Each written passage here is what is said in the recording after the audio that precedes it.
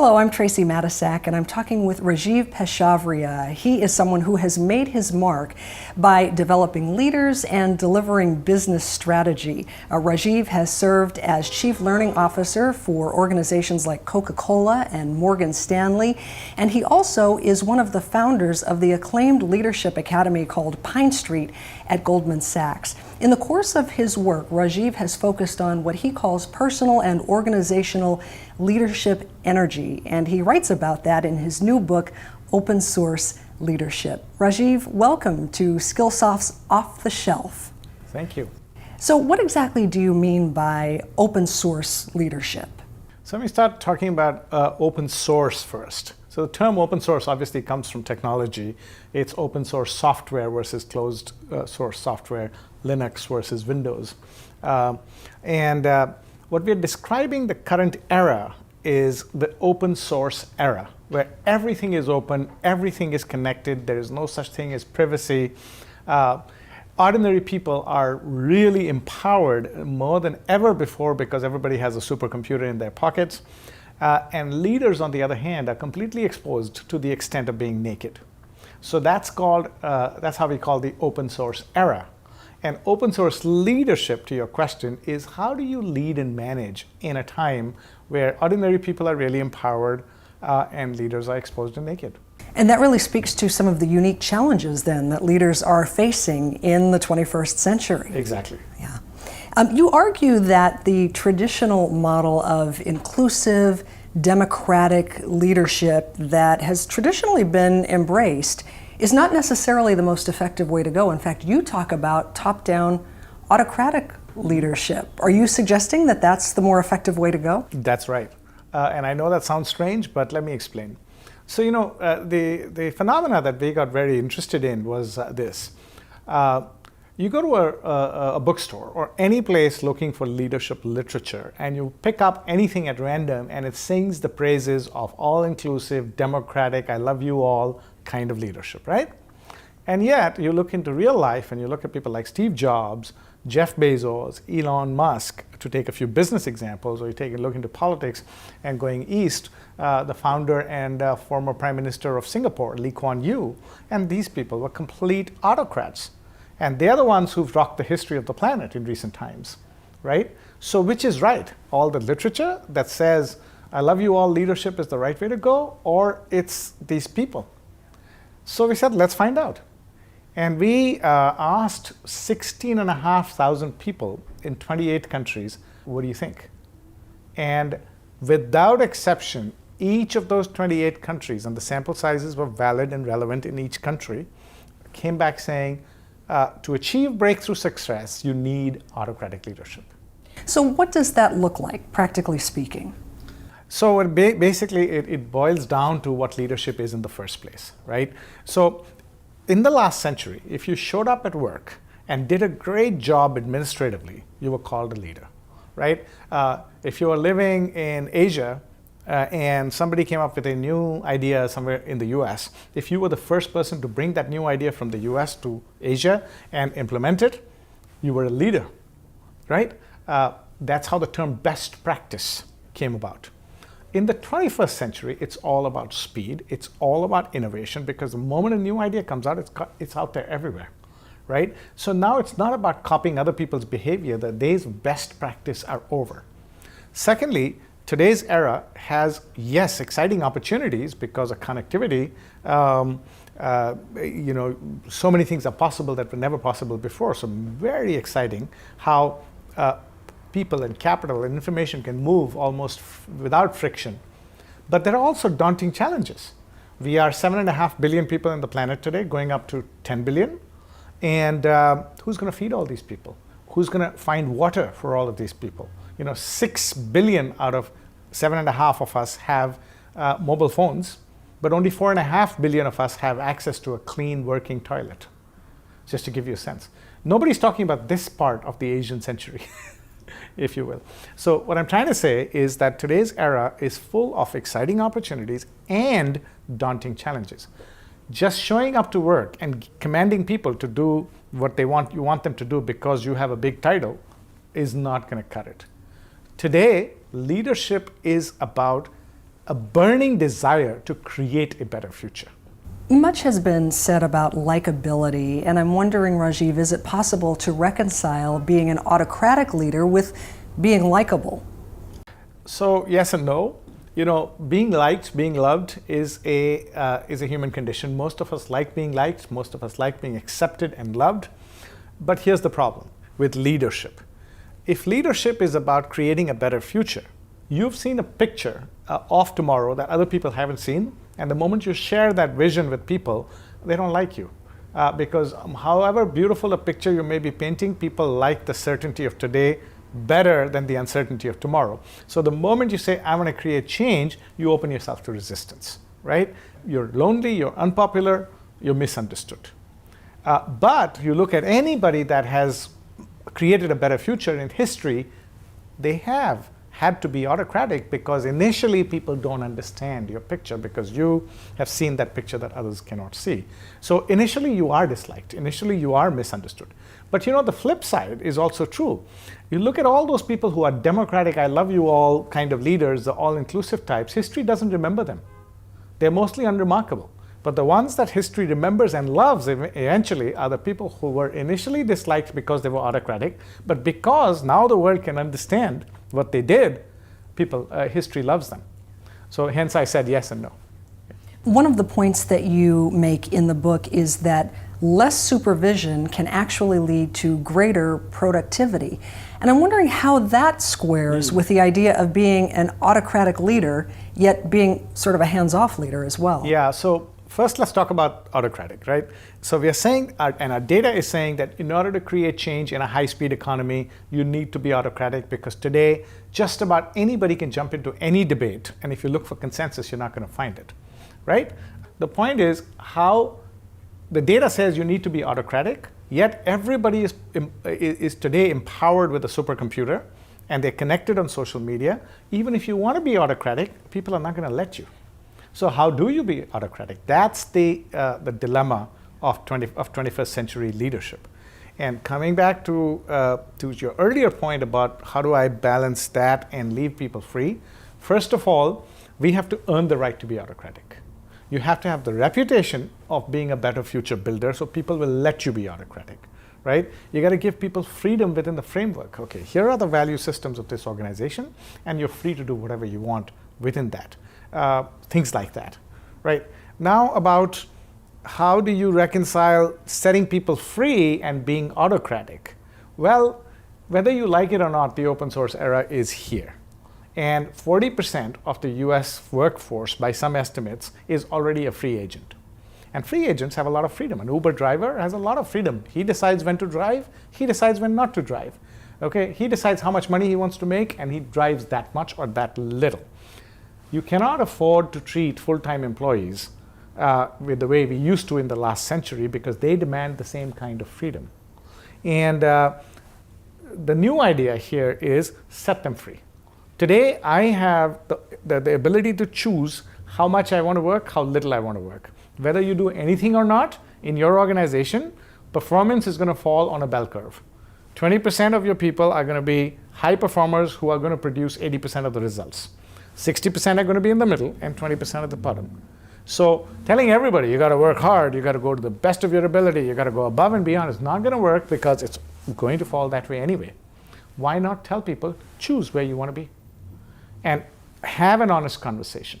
If I want to work absolutely at the minimum because my passion lies in theater, not in this job, if I could have an honest conversation with you, boss, I want to do a good job and do as much as is required, but I'm not ambitious to be CEO. Pay me the minimum, but let me do minimum. Is that okay, boss?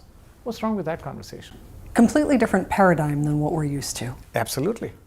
You mentioned best practices a moment ago, and certainly there's been a lot said about that, about core competencies, but in the book you say that those things are less important than what you call leadership energy. Yes. What is that?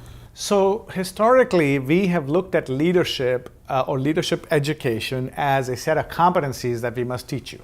Okay, so here's what made Jack Welch the greatest leader of the last century.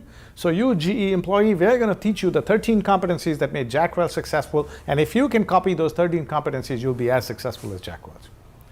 Great, until 1985. Why? Because business was predictable. The world was predictable. So what are we talking about here? Looking in the rearview mirror and copying Jack's behavior is going to make you a leader in the next 10 years? Those days are over. Cannot. Today, as I said earlier, given the challenges, you have to define leadership as a burning desire to create a better future. And to meet that resistance, you're going to need tremendous intrinsic strength. That's what we call leadership energy. Another idea that has been talked about quite a bit is emotional intelligence and how important that is in and out of the workplace. But you talk about emotional integrity, and you say that that's even more important. Yes. What does emotional integrity mean, and why is it more important? So let's start with emotional intelligence. Lots has been said, written, taught about emotional intelligence. In fact, people are making a ton of money by creating assessments on emotional intelligence and things like that. Great. Emotional intelligence is important, but it's basically two simple things. One, you must understand your own emotions and handle them intelligently. Two, you must understand the emotions of other people and deal with them intelligently. Well, nothing wrong with that. If I go around the office saying exactly what I want to say to people's faces, I will be in trouble. So yes, I agree, emotional intelligence is important.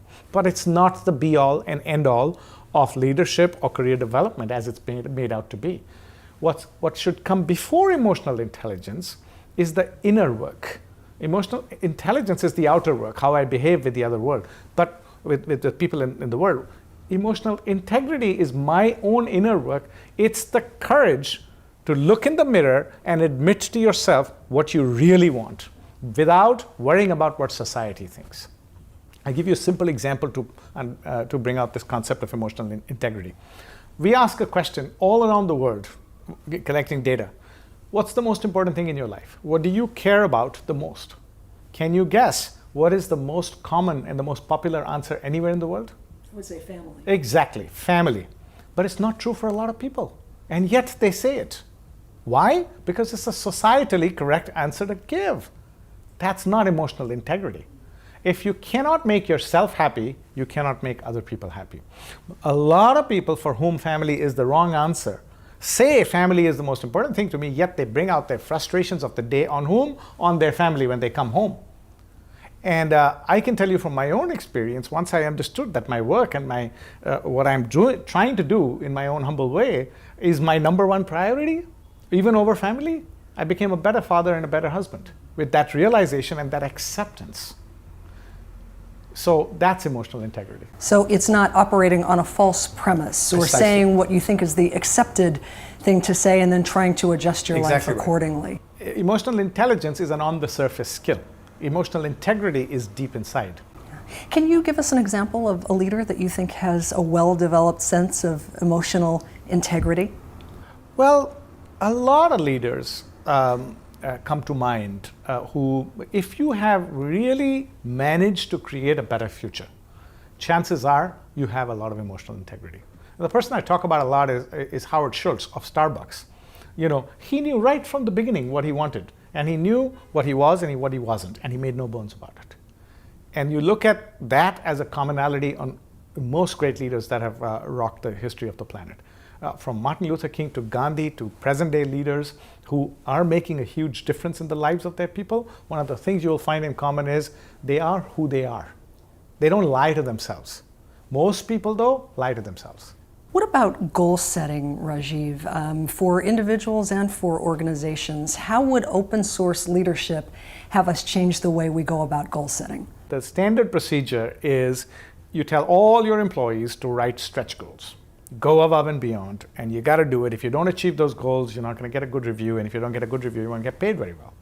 Well, there is something called the 80-20 rule, or the Pareto principle, that has stood its ground since 1906, which says that 20% of the effects, or 80% of the effects, are because of 20% of the causes. In other words, 20% of your people produce 80% of the results, right? So why ask everybody to write stretch goals when you know that only 20% are going to achieve them? What if you said to people, you can work absolutely the minimum, but as I said earlier, you have to have an honest conversation. If I choose to work at the minimum, I better be prepared of two things. A, if I fall below the minimum, I get fired. B, my rewards will also be at the minimum. I could be a young mom who wants to take her foot off the pedal for the next 2 or 3 years because my priority is my baby. But I don't want to quit. Boss, I want to do absolutely the minimum to keep my job, pay me the minimum, and yeah, I won't fall below that. But 3 years later, when my child is in daycare, I'll come back on the gas. What's wrong with that conversation? And that's how goal setting in the open source era is going to change. So the criticism is, oh, but if I allow everybody to do the minimum, my company will go down in the dumpers. No, it won't, because 80-20 will still prevail. 20% of your people are going to come to you. What do you mean by minimum? I want to do the maximum and more. The other ones are going to produce 80% of the results anyway. So all we are saying is, on that bell curve, let people choose where they want to be. That's the open source era. It's about authenticity. It's about authenticity. It's about having those honest conversations, and know the company will not suffer. What about taking the temperature of employees within an organization? Lots of organizations use employee engagement surveys. Open source leadership, not so much. Yeah, so this is a very interesting phenomenon. So a traditional company, traditional employee engagement survey goes something like this. You create a questionnaire of maybe 100 or more than 100 statements. You send it out to all employees. People, majority, and they push you hard to participate, so a lot of people participate. Then the data on each item is averaged, so all employees input, straight average, and you get the top 10 and the bottom 10, and then senior management gets together along with HR and says, what can we do to prop up the numbers for the following year? And here comes all kinds of one-size-fit-all initiatives that are supposed to drive the numbers up the next year, right? This is exactly how it works.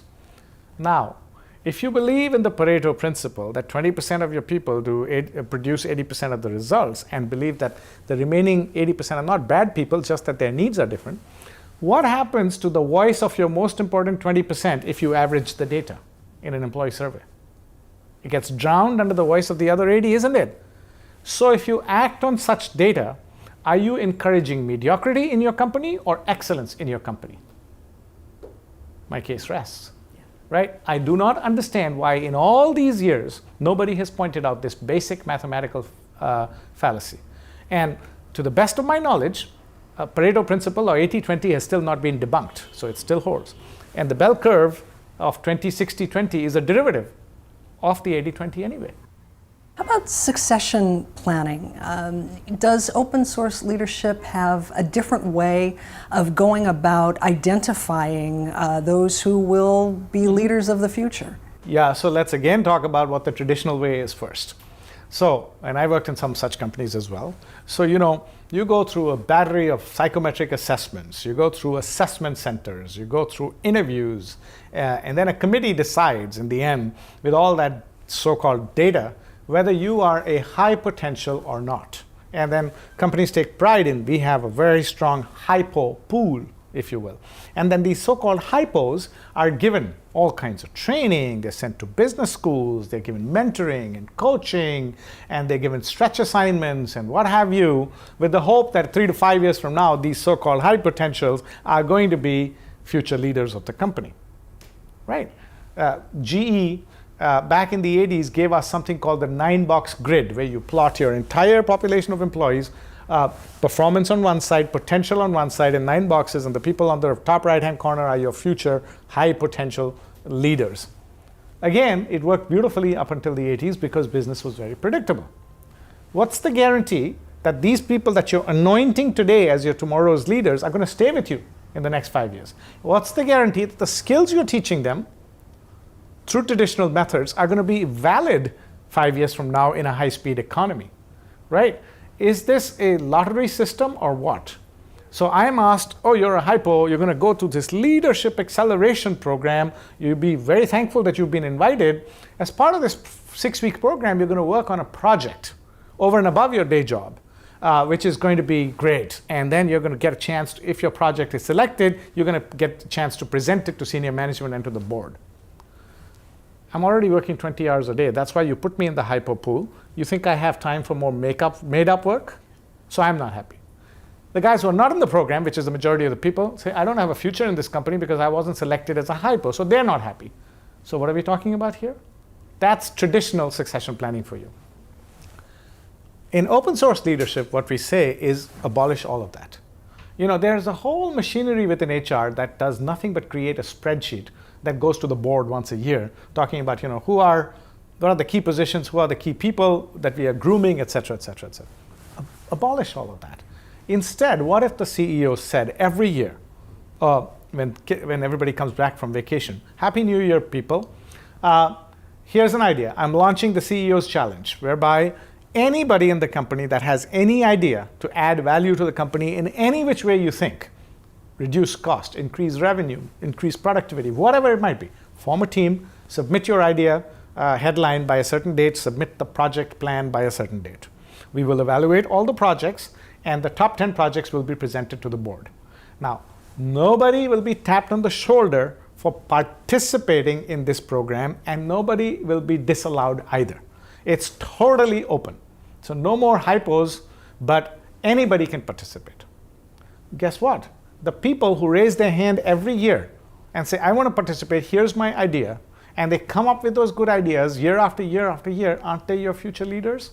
You've taken care of leadership development and succession planning naturally by letting the cream rise to the top. You've also solved company problems or exploited new opportunities at virtually no cost at all. And the board and senior management gets a real line of sight as to who the real talent is, and not relying on artificial things like assessment centers and what have you.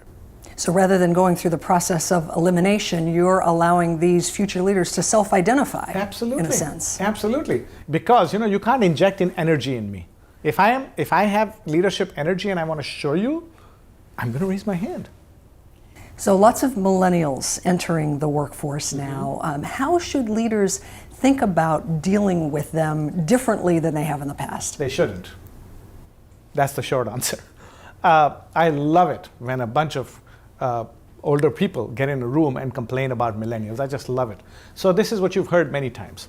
Oh, these millennials don't get it. They don't have the kind of work ethic that our generation had. They want everything the easy way out just because they can have it. They just don't want to work hard. You know what my response to that is? Okay, do you use Google Maps or Waze when you're driving from one city to the other? Yeah, we do. Why don't you keep an atlas in your car instead? Because Google Maps is easier? Because you can have it? Do you use Quicken or Intuit to keep your books? Oh, yeah, we use. Why don't you keep your books manually? Because the other one is easier? Because you can have it? So what's wrong with these millennials? Suddenly there's stunned silence when I ask them these questions. The point is, instead of complaining about the millennials, understand that the open source era is here. Accept this reality and move on. And who says that millennials are not hardworking? Look at college kids and the kind of pressure they have these days. I don't remember being in college and having half the kind of pressure that my kids have in college right now. So this idea that millennials are different, my parents probably said the same thing about me when I was a teenager. Oh, he's always outside playing in the yard with all the neighborhood kids. And now we say, oh, he's always on a screen somewhere playing video games. And I'm sure my grandparents said the same thing about my parents when they were kids. So this whole millennial thing is overblown.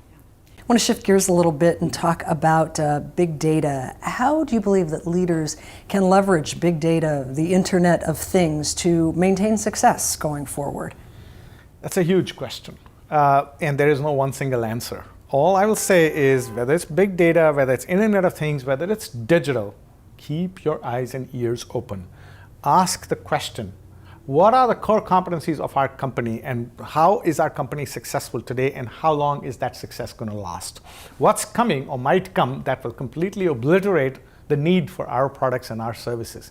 Keep asking and be prepared to cannibalize your own products, because if you cannot beat the pace of change. The change is only going to get faster and faster with technology. Barriers are breaking down faster than you can say anything these days. The only thing you can do is stay ahead of that curve and say that, how can we reinvent ourselves? How should we be? Today, for example, Uber and Lyft and these app-based taxi companies are all the rage with these unheard of valuations. But we know that model is not going to last very long because driverless cars are on the way. Why do you think Uber is investing so much in the research of driverless cars? Because they are anticipating the future and saying who is going to or what is going to obliterate the value creation that we have today. That's what you need to do. You have said, Rajeev, that this book, Open Source Leadership, is not a how-to book for people to follow steps. How would you have readers approach this book? So I call it a think book. And the reason is nobody can write a how-to book anymore. You know, how-to books were a 20th century phenomena. Today, the moment you say, I know how to, you're kidding. You're joking, because nobody knows how to. It's all about how can I think, how can I elevate my thinking, how much am I willing to struggle with questions rather than answers. And it's all about the right questions rather than the answers. And then figure it out as you go. And be comfortable with failure. Try many, many new things. And the most innovative companies, 8 out of 10 of their innovative efforts fail. But they celebrate the 2 that succeed. And that's what the open source era is all about. You build failure into the process. And be proud of it. What is one step that a leader can take today, this week, in the very near future to become more of an autocratic leader and to really move toward genuine open source leadership? So first of all, earn the right to be autocratic. Build the reputation of being a better future creator so people will let you be autocratic. Number 2, master the dance of the naked autocrat. Naked autocrat being leaders are naked, everybody's empowered, so you need to be an autocrat in this era, so naked autocrat. What is the dance of the naked autocrat? Be completely autocratic about your values and your purpose because you've arrived at them slowly, deliberately, and carefully. At the same time, be completely humble and respectful with people. So hence the dance of the naked autocrat. Third, start providing freedom within a framework. I can't tell you how many companies say we want our people to think and act like owners, and yet we keep putting them in boxes and boxes of rules, policies, procedures that they can't even breathe, let alone think. You want people to think and act like owners, give them freedom within the framework, meaning build a culture based on values, not based on rules. You know, the guy who was Dr. Dow, who was dragged from the airplane in a bloodied condition, the first response of the CEO was, oh, my people were only following procedure. Was that a response or was that a response? What if those people, instead of following procedure, had lived the values, which I'm sure are in the hallways of the airline, everywhere? And I'm sure those values don't say you beat up a passenger and drag them out, right? So this idea of moving away from rules to values, freedom within the framework. Number 4, continuously reflect, listen, and learn, because things are changing so fast. If you think you know anything, think again. And finally, learn and forgive more and more. Why forgive more and more? Not because it's a nice thing and because it liberates your soul. Yes, it does. But the more business reason for forgiving is if you want innovation in your company, you better forgive and better celebrate failure like we were talking about earlier. Rajeev, you have given us quite a lot to think about. I want to thank you for sharing those insights with us. It seems that open source leadership really shows individuals and organizations how they can learn to lead more autocratically in the right way and be more open with their colleagues and their teams. Positive autocracy, exactly. Yeah. And we invite you to check out the book as well. Add it to your Skillsoft playlist. It's an important book. It's called Open Source Leadership.